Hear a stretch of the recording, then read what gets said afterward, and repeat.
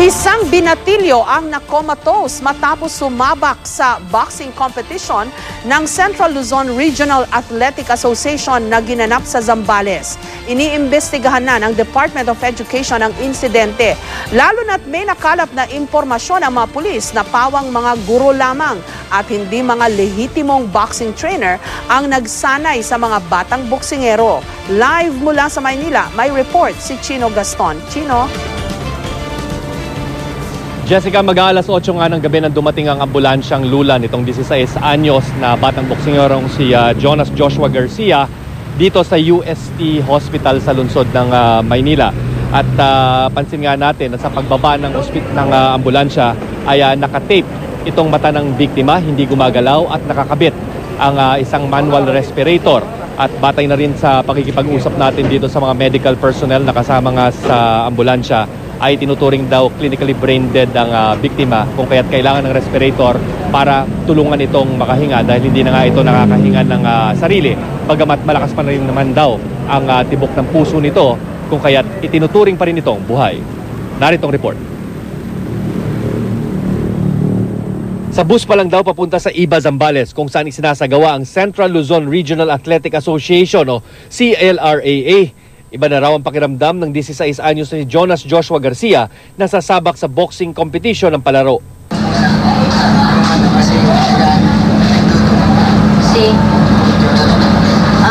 So maano na yung tiyan niya, nagloloko. Sa video ng mismong laban, makikita na sa first round pa lamang, napuruhan agad si Jonas na nakasuot ng kulay asul.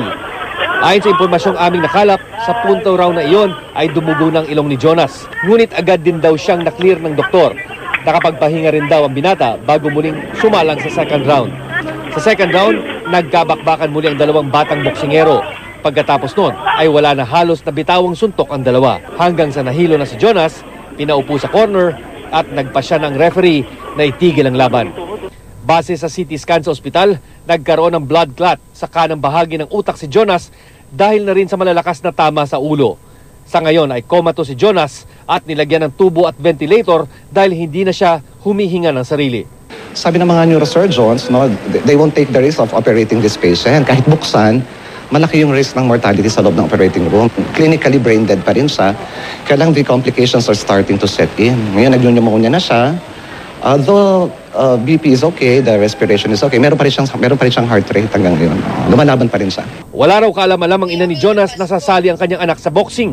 Hindi siya pinagpaalam sa akin, hindi pinagpaalam sa akin si Joshua ng bobox. Si Raven, pinahinto ko na yan. Nakausap ko yung teacher ni Raven, yung coach daw yun. Nasabi ko, hindi pwede. Ang bal daw niyang si Ralph ang karaniwang lumalaban sa mga kompetisyon. Siya po yung naglaro ng Proby, siya po yung talagang papasok po ng Clara. Pero po, dapat po talaga, ako po talaga maglalaro.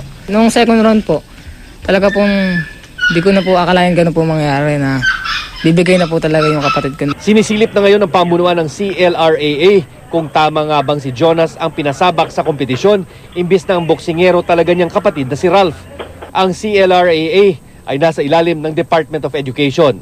Ayon sa inisyal na investigasyon ng DepEd, nasunod naman daw ng CLRAA ang mga panuntunan. Ngunit sisilipin rin daw nila kung angkop ba ang ginamit na protective gear at kung meron mga emergency personnel.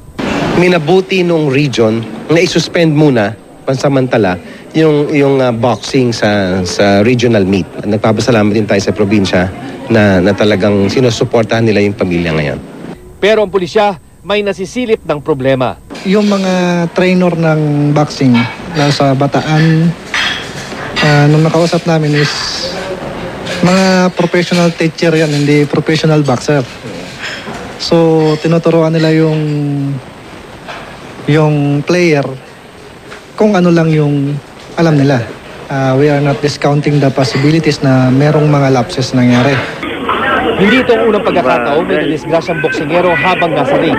Taong 2012, nang nasawi ang 21 anyos na boksingerong si Carlo Maquinto dahil sa matinding pamamaga at pagdurugo sa kanyang utak na natamo habang nasa boxing ring. Swerte namang gumaling si Z Gores mula sa hematoma matapos ang kanyang laban noong 2009. Sa ngayon, nakabinbin sa kamera ang House Bill No. 59 ni 8th Division World Champion Manny Pacquiao na nagsusulong gumawa ng isang ahensyang tututok sa proteksyon ng ating mga boksingero. Hulyo nitong buwan lang nang ihain ito ni Congressman Pacquiao. Jessica, nakausap nga natin itong ama ng biktima na si Ralph Manalo na siyang umaasa pa rin na gagaling pa rin ang kanyang anak sa kabila ng napakatinding pinsalang natamo nito. Hindi naman daw nagkulang ng pangako ang Bulacan at Zambales Provincial Government para dito sa gastusin na maaring maipon sa pagpapagamot dito sa ospital sa UST. Samantala wala pa rin tayong nakakausap na doktor at hindi pa rin malinaw sa ngayon kung sasailalim ba sa brain operation itong biktima para tanggalin ang bara sa kanyang utak. Jessica. Okay. Chino, na-raise na rin lang yung very important point, no, na sa boxing kasi baka yung mga teacher lang yung nagsusupervise, hindi mga professional trainer. Sabi ng police, 'di ba? May possibility na ganyan. It follows dapat sa lahat ng sports na tampok dyan sa mga athletic meet na yan, ang mga estudyante. Kasi lahat naman ng sport may peligrong dala, di ba? Kahit sa running, kahit sa track and field, kahit sa javelin, kahit sa mga simpleng basketball, baseball competition na tampok sa mga athletic meet na mga estudyante. Dapat may pro, no? Hindi lang mga teacher yung mga nagsusupervise.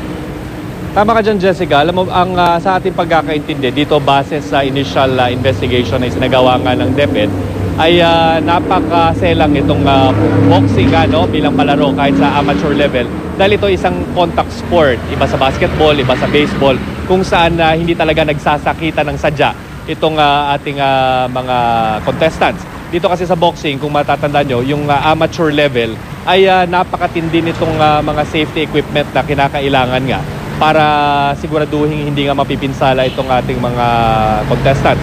Kung makikita nyo, doon sa video kanina na ipinapakita natin ngayon sa ating screen, doon sa palaro mismo, ay todo sa protective equipment itong ating mga palaro at ang mga contestants. Kung kaya't mataas ang antas ng safety nito. Pero tama ka dyan, Jessica, dapat may nangangasiwa. Hindi lamang yung mga guro, kundi merong mga professional talaga na may alam dito sa larangan ng boxing para siguraduhin ligtas ito. At dapat na rin tandaan natin, Jessica, na itong mga amateur competitions ay pinapattern din natin dito sa mga amateur competitions mula sa iba't ibang bansa.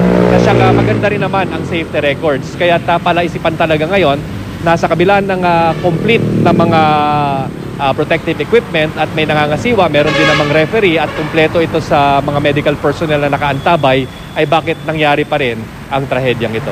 Kasi mabanggit ko lang, Chino, medyo malapit sa puso ko itong ganitong mga kaso dahil yung isa sa mga documentary na ginawa natin nung araw sa Eyewitness, yung Kamao, napaka-frequent na nga ng ring deaths even among professional boxers. Paano pa kaya pag sa amateur division, lalo na ito, mga estudyante ito na nag-athletic meet lang, may nangyari pang ganito.